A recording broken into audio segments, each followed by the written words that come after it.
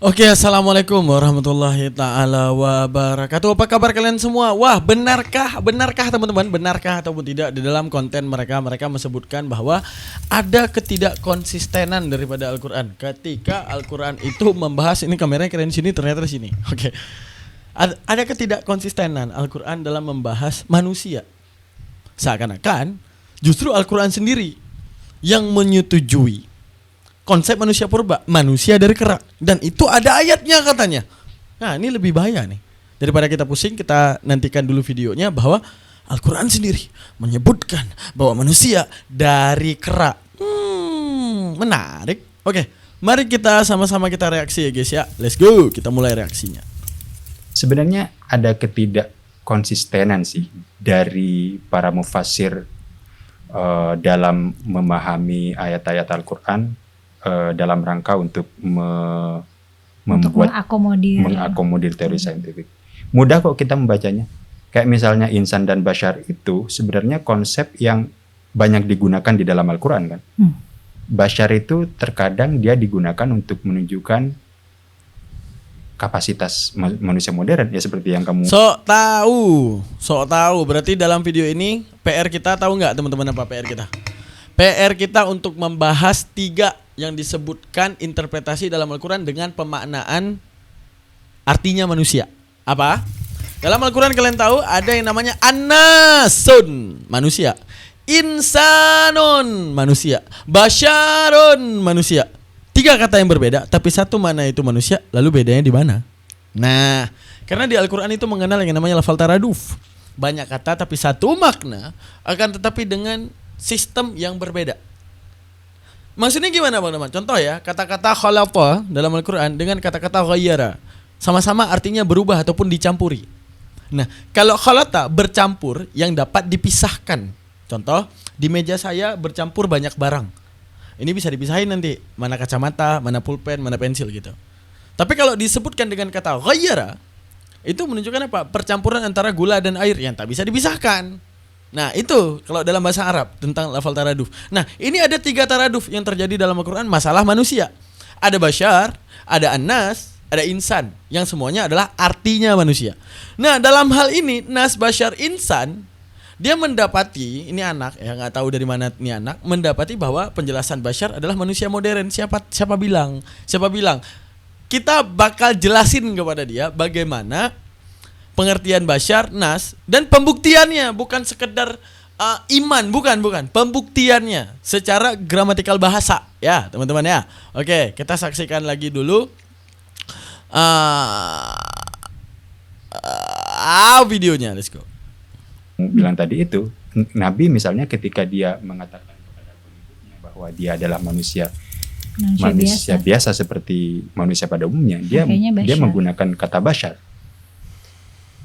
Harusnya kalau konsisten dengan pemahaman tafsir tadi, harusnya kan yang digunakan adalah insan, karena karena konteksnya waktu itu adalah manusia modern kan. Tapi kan dia menggunakan basyar. Dan narasi manusia dari bagi dia basyar itu manusia modern. Nah, ketika narasi kepada Adam disebutnya basyar, anjay.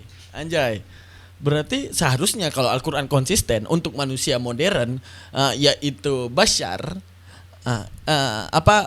insan, basyar. Seharusnya disebutnya basyar, bukan insan. Pokoknya kayak gitulah teman-teman. Nggak tahu dia dapat pengertian dari mana. Gini. Ini karena awal pengertiannya udah salah, ya, sehingga semuanya juga ikutan salah teman-teman. Paham maksud saya? Karena keterlanjuran memahami bahwa basyar itu manusia modern, sehingga apapun itu menjadi nggak connect nantinya. Karena arti basyar bukan manusia modern. Karena penjelasan basyar itu bukan manusia modern. Itu masalah yang segede kapal terbang itu. Nah, karena otak udah memproduksi arti basyar manusia modern, sehingga dapatlah ketidakkonsistenan. Masalahnya, tidak pernah sekalipun Al-Quran membahas basyar itu adalah manusia modern. Gimana pembuktiannya? Bentar lagi Bang Daman akan membuktikan di depan kalian. Sebelum itu kita reaksi dulu videonya. Oke.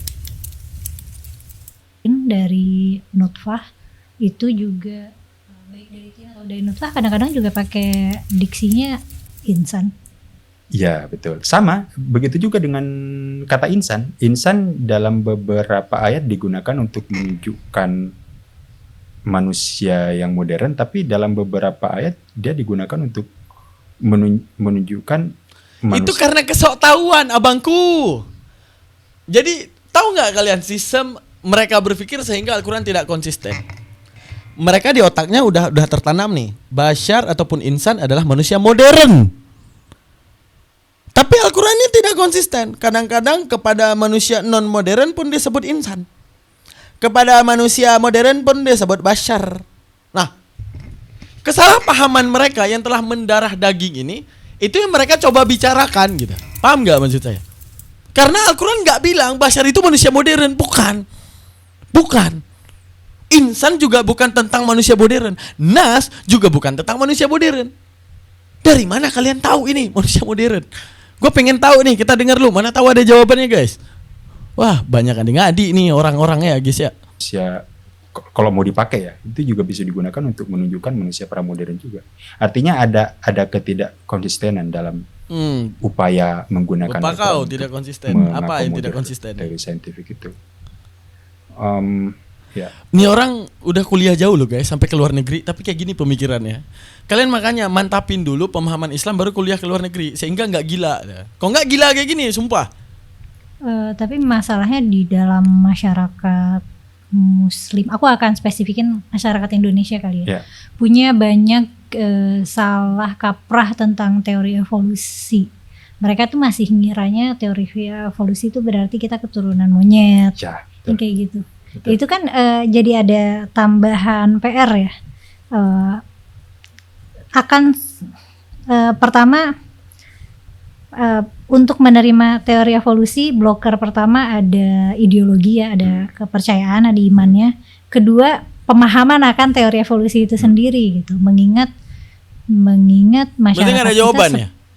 Sepertinya secara umum belum terliterasi dalam urusan sains. Berarti ini kesimpulannya nggak ada jawaban yang tadi. Ditemukan sebenarnya ada lagi selain dua itu. Apa? Kalau aku bisa list ya, ada dua hal lagi selain soal apa tadi, agama, soal iman, iman dan literasi sains. Literasi sains. Ada juga soal prinsip filosofis. Oke.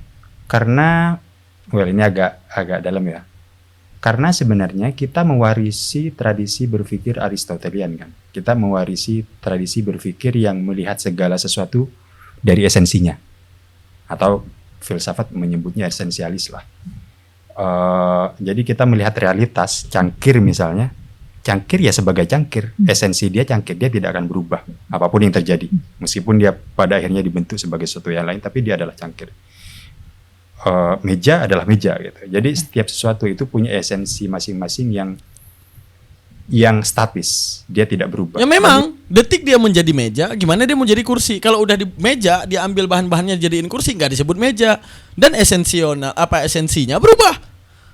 Kalau udah dibentuk, masalahnya kalau jadi sendiri, ini meja nih, di depan kalian nih, jadi sendiri. Ini kan berbicara evolusi. Evolusi kan berbicara tentang jadi sendiri, teman-teman. Ya, evolusi ini tidak lain daripada teori yang berbicara tentang jadi sendiri. Paham? Nih, kera jadi sendiri manusia gitu. Ini meja jadi sendiri kursi gitu. Paham nggak? Nah, jadi kalau pemandangan statis saat meja tetap, kalau dibentuk jadi kursi tetap, nggak ada orang yang ngomong itu meja tapi jadi kursi karena udah jadi kursi. Tapi ada faktor yang membikin gitu, paham nggak? Kalau manusia berubah, nggak logiknya apa? Dari benda statis tanpa ada pengaruh hingga jadi manusia itu. Kayaknya kita bisa membahas yang tadi lah ya teman-teman ya, masalah nas bashar yang diartikan manusia modern. Sejak kapan artinya manusia modern ya Allah? Kagak pernah Al-Quran ngomong masalah nas bashar insan manusia modern, kagak pernah sekalipun. Oke, ini aku jelasin kepada kalian secara global, baru nanti kita bahas dari segi ayatnya. Oke, secara global, kalau disebut dia dengan bashar, itu ketika Tuhan menciptakan emosional. Artinya masih non fisik. Kalau kita dalam keagamaan menyebutnya dengan alam ruh. Belum kontak dengan fisik dan menjadi satu fisik.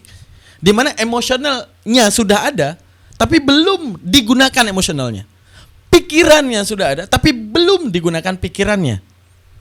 Seperti contoh, ketika Allah membuat perjanjian kepada makhluknya, ketika Allah bertanya, apakah aku ini adalah Allah? Ya, engkau adalah Tuhan kami. Itu kan perjanjian.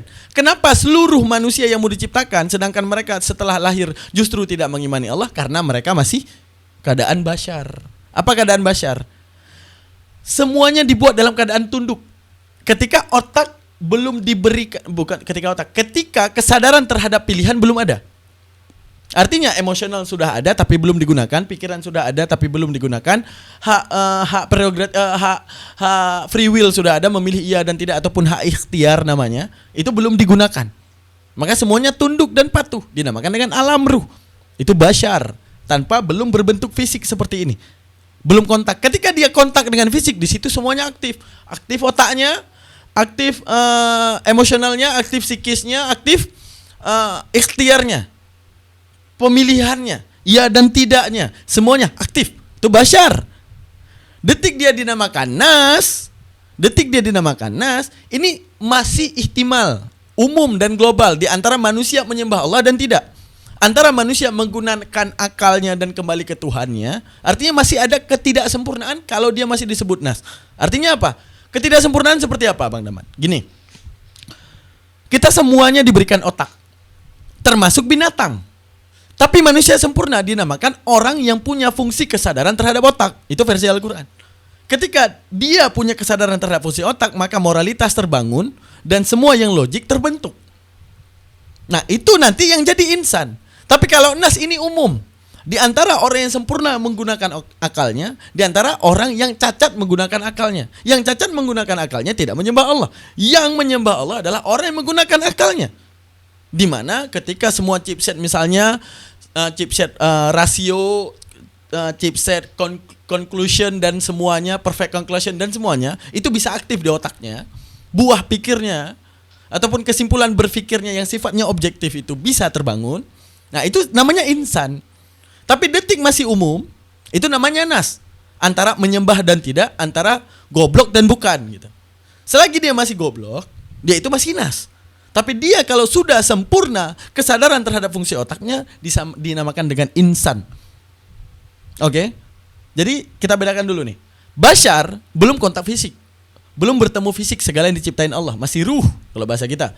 Kalau disebut dengan kata-kata insan, nas, ini masih ihtimal antara dia pakai otak dan tidak. Bukan pakai kesadaran terhadap otaknya berfungsi ataupun tidak. Oke? Yang ketiga, ada yang namanya insan. Ini ketika sudah sempurna.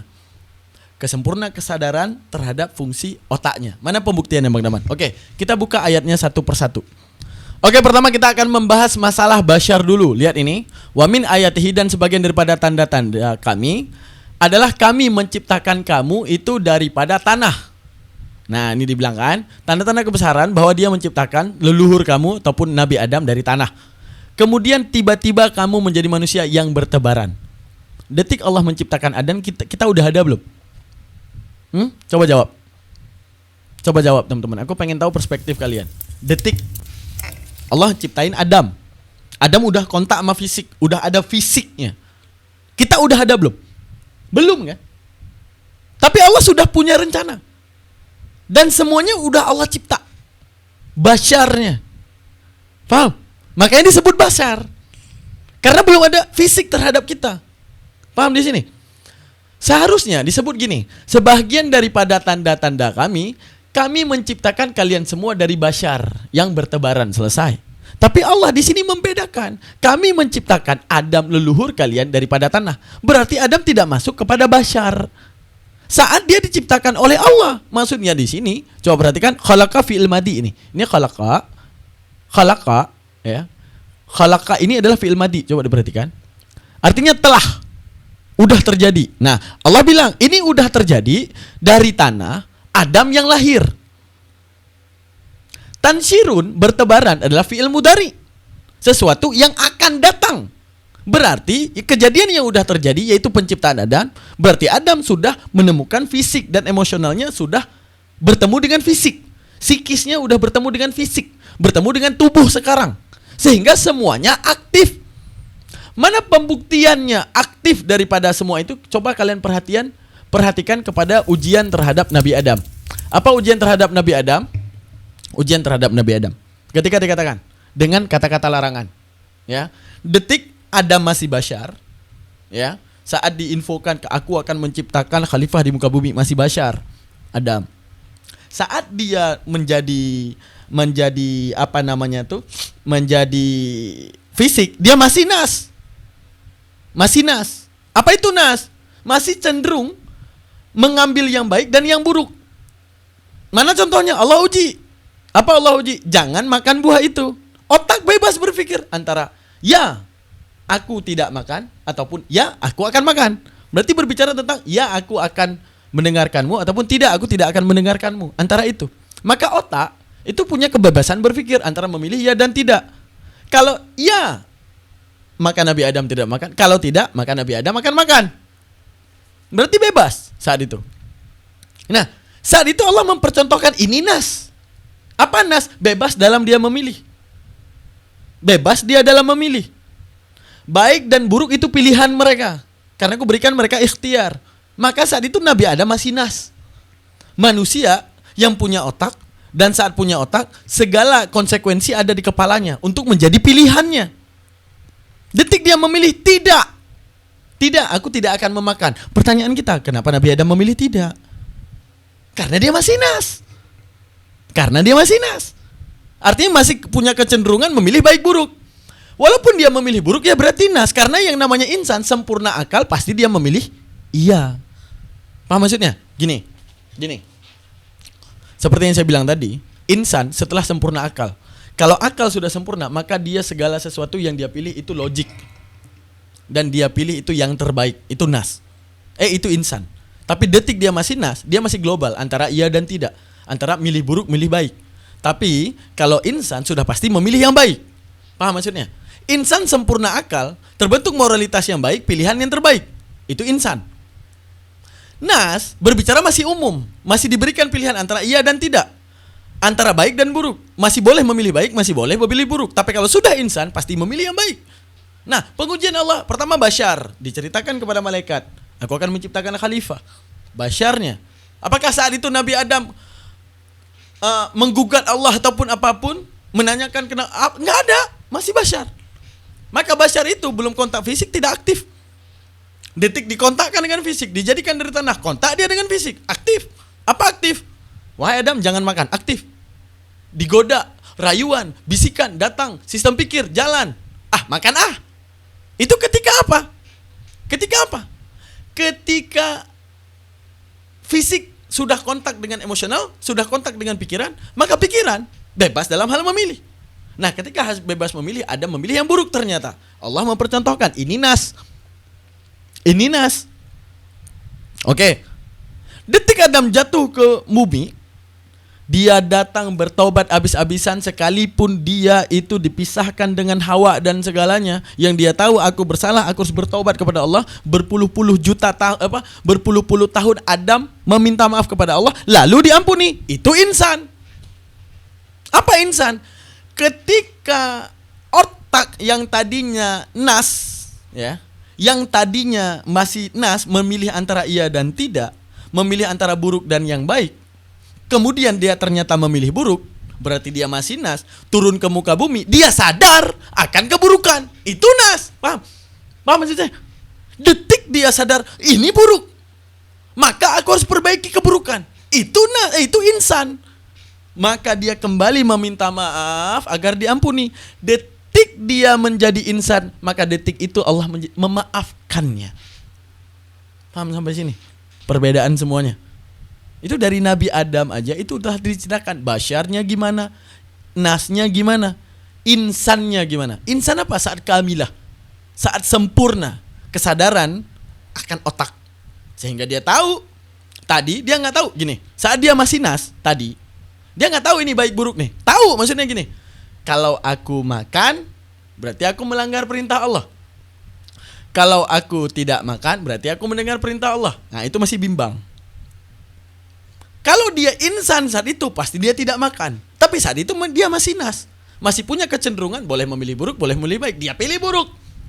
Berarti Allah mewujudkan kepada Adam ini contoh sistem nas. Itu yang akan terjadi ke seluruh manusia, di mana manusia rentan memilih baik buruk. Banyak juga yang memilih buruk, banyak juga yang memilih baik. Oke, ini ku contohin kepada kalian bagaimana contoh insan. Allah wujudkan ke muka bumi, dia bertobat. Ketika dia sadar tentang kesalahan, dia bertobat puluhan tahun, Allah memaafkan. Diterimanya Adam oleh Allah Subhanahu wa taala, dimaafkan. Detik berfungsilah insannya. Mana lagi? Itu tadi kita udah bahas masalah Bashar. Nih. Ini masalah Bashar. Nah, di sini coba kalian perhatikan bahwa di sini Basharun. Nah, Nabi Adamnya telah tercipta, manusianya kan belum. Berarti saat itu yang dicipta oleh Allah, khalaqani fil madi, telah tercipta kepada mereka itu siapa? Adam. Adam telah cipta. Kita udah belum. Kita masih berbentuk Bashar. Yang nanti akan tersebar. Ini karena fi'il mudhari. Sifatnya sesuatu yang akan datang, yang nanti akan tersebar. Berarti kita masih Bashar. Emosional yang masih belum aktif, otak yang masih belum aktif, yang kita tahu tunduk dan patuh saat itu. Makanya ada perjanjian alam ruh. Itu Bashar. Oke. Sekarang coba kita lihat daripada Az-Zariyat. Berbicara tentang nas. Coba perhatikan ketika Allah menyerukan Qul a'udzu birabbin nas. Kenapa Allah tidak bilang Qul a'udzu birabbil bashar? Kenapa Allah tidak bilang Qul a'udzu birabbil insan? Enggak, kenapa harus Qul a'udzu birabbin nas? Di sini Allah menyuruh dengan tegas kepada seluruh manusia yang mau berpikir dan tidak mau. Karena kepada orang kalau udah jadi insan, enggak perlu Allah ngasih tahu. Katakanlah aku berlindung kepada Tuhannya manusia, enggak perlu ngasih tahu aku Tuhannya manusia. Kalau dia udah insan, udah sempurna akalnya. Tapi ini Allah menyerukan kepada yang menyembah dan tidak menyembahnya. Ya ayuhan nas misalnya, ataupun qul a'udzu birabbin nas. Woi, katakan kalian harus berlindung kepadaku walaupun kalian menyembah dan tidak menyembahku. Ini umum. Karena detik kalian sempurna akal, kalian akan menyembahku. Makanya di sini kalau ditulis birabbil insan, ngapain diseru lagi? Orang-orang yang sudah mendapat grade al-insan ini udah paham bahwa dia berlindungnya kepada Tuhan.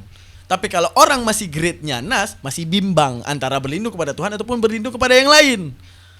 Nah, detik menjadi insan apa yang terjadi? Nih, kalau jadi insan, nih. Wa ma khalaqtul jinna wal insana illa liya'budun. Nih, insan nih. Insan. Allah bilang, ketika iblis kalau dia udah jadi jin, ujungnya apa? Nyembah Allah. Kalau seandainya Bashar yang jadi nas, kemudian dia membentuk jadi insan, maka dia akan menyembah Allah. Paham maksud saya? Jadi ini berbicara tentang step by step. Kenapa nggak dibuat wa ma khalaqtul iblis wal insan? Kan bisa? Enggak, jin. Makanya kita dikatakan ada jin Islam, ada jin kafir. Nah, detik menjadi jin, dia pun sadar bahwa Allah Subhanahu wa taala penciptanya, dia akan baik dan akan menyembah Allah dan tidak akan membangkang kalau dia masih alam jin. Nah, begitu juga detik manusia yang tadinya nas dan otaknya, fungsi kesadaran moralitasnya, psikisnya, rasionya, ya, perfect calculation-nya, apa sistem pikirnya udah cerdas dan dia sadar tidak ada yang pantas disembah selain Allah, maka saat manusia sudah secara tidak langsung Allah tuh kayak apa ya teman-teman ya? Kayak ngasih tahu ke kita semua, wahai orang yang tidak menyembah Allah, detik kalian udah pakai otak, kalian akan menyembah aku gitu. Jadi Allah mengklaim hanya orang yang tak berotak yang tak menyembahku gitu. Menyembah segala sesuatu yang sepertiku yang justru nggak masuk otak. Itu seakan-akan Allah mau bilang gitu. Karena detik kalian punya otak, ya budun, kalian akan menyembah aku. Dia bilang apa? Insan, manusia modern, sehingga tidak konsisten. Suka-suka uak kau, belajar dulu biar kalian tahu itu pembuktiannya. Disebut Bashar, segala sesuatu yang belum kontak fisik, yang tidak bisa membantah. Detik jadi manusia bisa membantah, bisa tidak. Detik jadi insan sudah pasti tidak membantah. Paham sampai sini? Sekian dan terima kasih. Jazakallah, saya Daman Huri. Jangan lupa subscribe, like dan komen. Bye. Assalamualaikum warahmatullahi wabarakatuh.